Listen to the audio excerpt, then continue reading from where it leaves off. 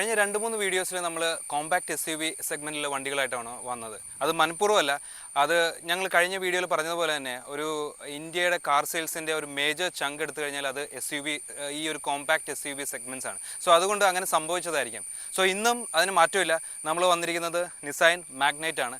ഏറ്റവും പുതിയ face lift, അതായത് ഇത് 2024 ഇറങ്ങിയ ഫേസ് ലിഫ്റ്റ് ആണ്. അപ്പോൾ അതിൻ്റെ വിശേഷങ്ങൾ നമുക്കൊന്ന് റീവിസിറ്റ് ചെയ്യാം. എന്താണ് ഈ മോഡലിൻ്റെ സവിശേഷതകൾ, എന്തുകൊണ്ട് നിങ്ങൾക്കിത് എടുക്കാം എന്നൊക്കെയുള്ള കാര്യങ്ങൾ നമുക്ക് ഈ ഒരു വീഡിയോയിൽ നിന്ന് നോക്കാം.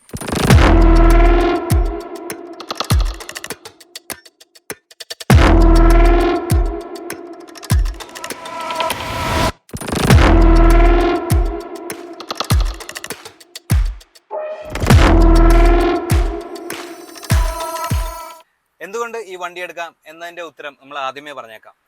The most affordable compact SUV in the segment ആണ്. അതായത് നിങ്ങൾക്കൊരു ഹാച്ച് ബാക്ക് എടുക്കുന്നതിൻ്റെ ഒരു വിലയിൽ നിങ്ങൾക്ക് ഒരു കോമ്പാക്ട് SUV എടുക്കാം എന്നാണ് ഇതിൻ്റെ ഒരു യുണീക്ക് സെല്ലിംഗ് പോയിന്റ്, USP എന്ന് പറയുന്നത്. ഇനി ഇത് ശരിക്കും ഒരു വാല്യൂ ഫോർ മണി വണ്ടിയാണോ എന്നുള്ളത് നിങ്ങൾക്ക് തീരുമാനിക്കാം. ഞങ്ങളുടെ വീഡിയോ കണ്ടിട്ട് അതിൻ്റെ നിങ്ങളുടെ ഒപ്പീനിയൻസ് ഞങ്ങൾ തീർച്ചയായിട്ടും കമൻറ്റ് ബോക്സിൽ അറിയിക്കുക.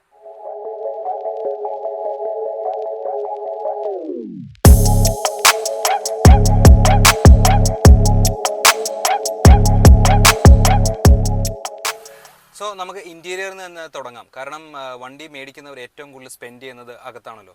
സോ നമ്മൾ ഇന്ത്യയിലോട്ട് കയറുമ്പോൾ ഫസ്റ്റ് ഒരു ഇംപ്രഷൻ എന്ന് പറയുന്നത്, പ്രത്യേകിച്ച് കഴിഞ്ഞ മാഗ്നറ്റായിട്ട് കമ്പയർ ചെയ്യുമ്പോൾ ഒരു അപ്പ് മാർക്കറ്റ് ഫീലാണ് നമുക്ക് കിട്ടുന്നത്.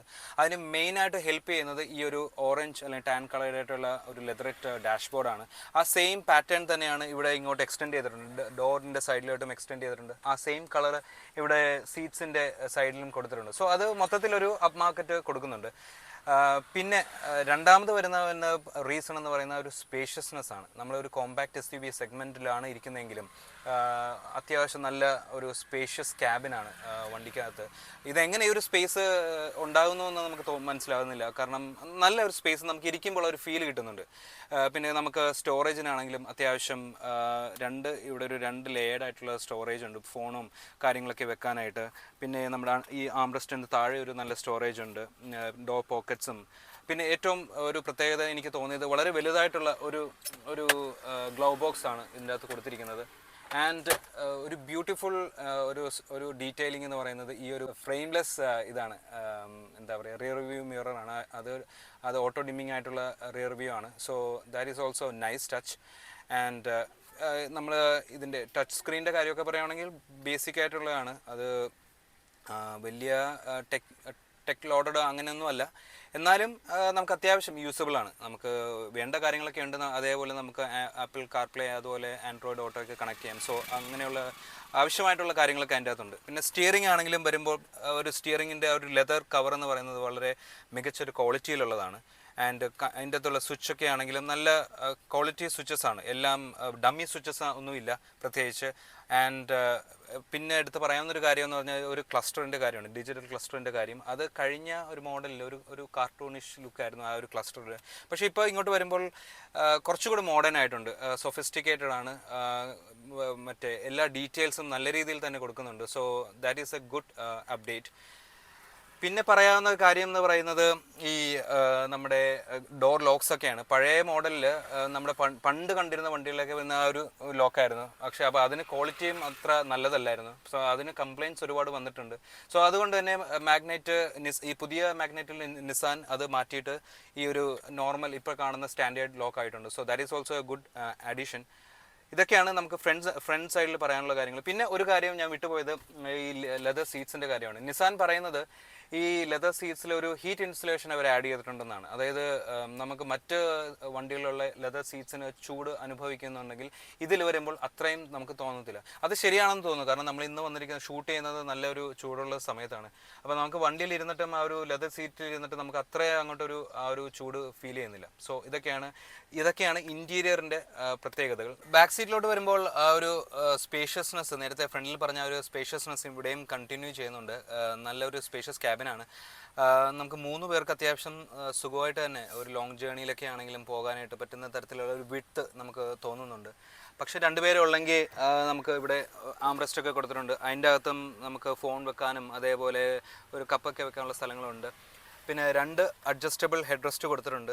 ആൻഡ് ക്രീച്ചർ കംഫർട്ട്സ് ആയിട്ട് നമുക്ക് AC വെൻസും USB-C പോർട്ടും ഒക്കെ കൊടുത്തിട്ടുണ്ട്. പിന്നെ ഫ്രണ്ടിൽ പറയാൻ ഞാൻ മിസ്സായ ഒരു കാര്യമാണ് ഈ ഒരു ഡോർ പാറ്റേൺസ്, ഡോർ സൈഡിൽ ഇങ്ങനത്തെ ഒരു പാറ്റേൺ, അതും വളരെ ഭംഗിയായിട്ട്, ഇതൊക്കെ നമുക്ക് ഈ ഒരു ലേറ്റസ്റ്റ് ഫേസ് ലിഫ്റ്റിൽ വന്നതാണ്. ഒരു ബേസ് വേരിയൻ്റ് തൊട്ട് ഇങ്ങനത്തെ ഒരു പാറ്റേൺ ഒക്കെ കൊടുത്തിട്ടുണ്ട്. അത് നല്ലൊരു രസമുണ്ട് കാണാൻ. അപ്പോൾ ഇതൊക്കെയാണ് ബാക്ക് സീറ്റിലുള്ള കാര്യങ്ങൾ. സോ ഞാൻ പറയുകയാണെങ്കിൽ നമ്മൾ റീസൺ പറയുന്നത് എന്തുകൊണ്ട് മേടിക്കാം എന്നുള്ളതിൻ്റെ റീസൺ കുറിച്ചാണ് സംസാരിക്കുന്നത് മെയിനായിട്ട്. അപ്പോൾ അതിൻ്റെ 2 കാര്യങ്ങളാണ് നമ്മളിപ്പോൾ ഇതുവരെ സംസാരിച്ചത്. അതായത് ആ ഒരു സ്പേഷ്യസ്നെസ്സും അതേപോലെ പ്രാക്ടിക്കാലിറ്റിയും. ഇതിൽ രണ്ടിലും ഈ ഒരു ബഡ്ജറ്റ് വണ്ടിയാണെങ്കിൽ പോലും ഇത് വളരെ മികച്ചു നിൽക്കുന്നുണ്ട് ഈ നിസാൻ മാഗ്നൈറ്റ്.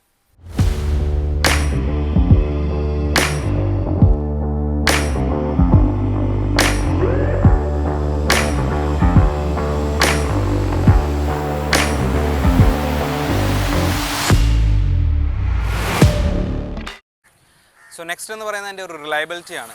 നമുക്കറിയാം ഏറ്റവും റിലയബിൾ ആയിട്ടുള്ള വണ്ടികളെന്ന് പറയുന്നത് ജാപ്പനീസ് വണ്ടികളാണ് അല്ലേ. അപ്പോൾ ആ ഒരു റിലയബിലിറ്റി ഫീച്ചർ നമുക്ക് ഈ നിസാൻ മാഗ്നൈറ്റിലും നമുക്ക് കാണാൻ സാധിക്കും. അതിൻ്റെ എഞ്ചിൻ ഓപ്ഷൻ എന്ന് പറഞ്ഞാൽ 2 എഞ്ചിൻ ഓപ്ഷനാണ് കൊടുത്തിട്ടുള്ളത്. 1 ലിറ്റർ നാച്ചുറലി ആസ്പിറേറ്റഡ് 3 സിലിണ്ടർ എഞ്ചിനും ഒരു 1 ലിറ്റർ ടർബോ പെട്രോൾ എഞ്ചിനുമാണ് ഉള്ളത്. ആൻഡ് നാച്ചുറലി ആസ്പിറേറ്റഡ് എഞ്ചിൻ എന്ന് പറയുമ്പോൾ 72 ഹോഴ്സ് പവറും അതേപോലെ 96 ന്യൂട്ടൺ മീറ്റർ ടോക്കുമാണ്.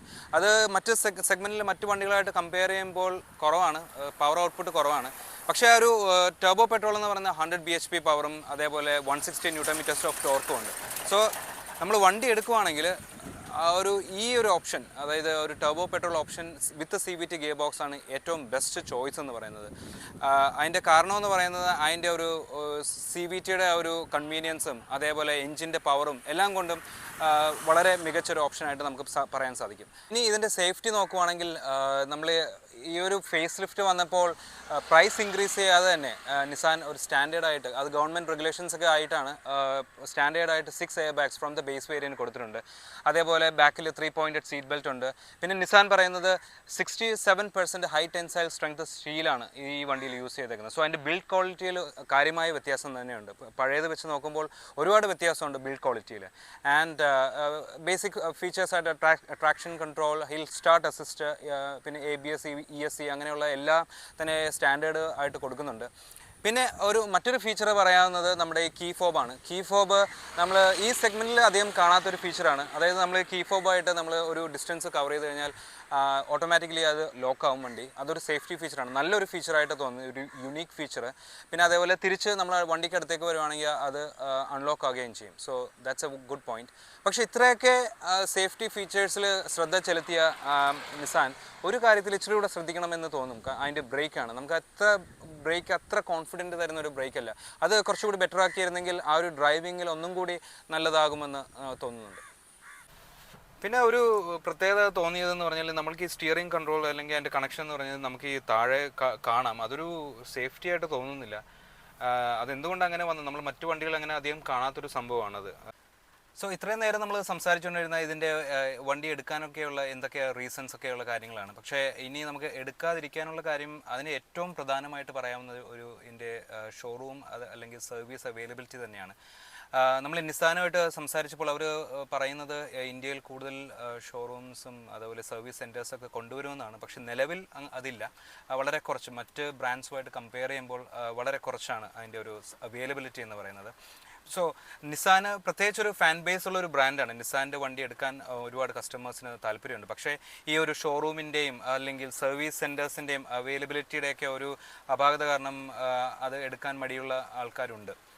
സോ അതൊന്ന് നിസാൻ ശ്രദ്ധിക്കേണ്ടതാണ്. ബാക്കിയുള്ള കാര്യങ്ങൾ വെച്ച് നോക്കുമ്പോൾ ഈ ഒരു സെഗ്മെൻറ്റിൽ നമ്മൾ കമ്പയർ ചെയ്യുമ്പോൾ, മറ്റ് വണ്ടികളായിട്ട് കമ്പയർ ചെയ്യുമ്പോൾ എന്തുകൊണ്ടും ഒരു വാല്യൂ ഫോർ മണി വണ്ടിയായിട്ട് നമുക്ക് തീർച്ചയായിട്ടും ഈ നിസാൻ മാഗ്നൈറ്റ് നമുക്ക് കൺസിഡർ ചെയ്യാവുന്ന വണ്ടിയാണ്.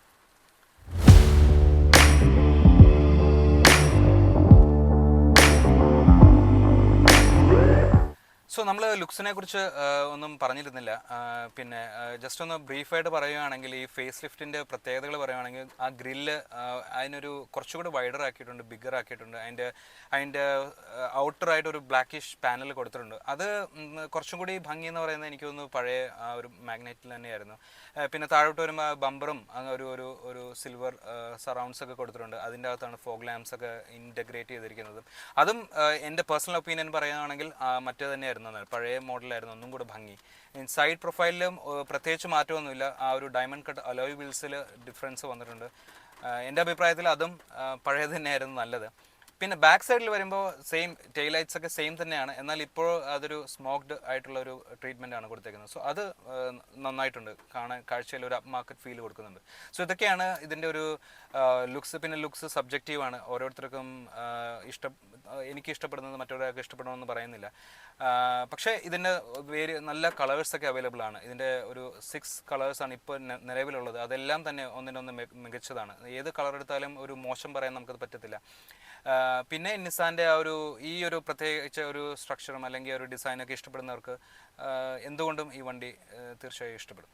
സോ ഓവറോൾ പറയുകയാണെങ്കിൽ ഒരു എന്താ പറയുക, നിങ്ങളൊരു ഹാച്ച് ബാക്ക് മതി, അങ്ങനെയുള്ളൊരു ഹാച്ച് ബാക്ക് വണ്ടി മതിയെങ്കിൽ തീർച്ചയായും നിങ്ങൾക്ക് ഹാച്ച് ബാക്ക് എടുക്കാം. പക്ഷേ നമ്മൾ പറയുകയാണെങ്കിൽ നമുക്കൊരു കുറച്ചുകൂടി വലിയ വണ്ടി വേണം, ഒരു കോമ്പാക്ട് SUV സെഗ്മെൻറ്റ് വണ്ടി വേണം. കാരണം അതിൻ്റെ ഒരു വിസിബിലിറ്റി, അതേപോലെ റോഡ് പ്രസൻസ്, പിന്നെ നമ്മുടെ ഒരു ഹയർ പൊസിഷൻ, അങ്ങനെയൊക്കെയുള്ള ഒരു റീസൺ കൊണ്ട് നമുക്ക് ആ വണ്ടി താല്പര്യമുണ്ട്. പക്ഷേ നമുക്കതിന് ബഡ്ജറ്റ് ഇല്ല.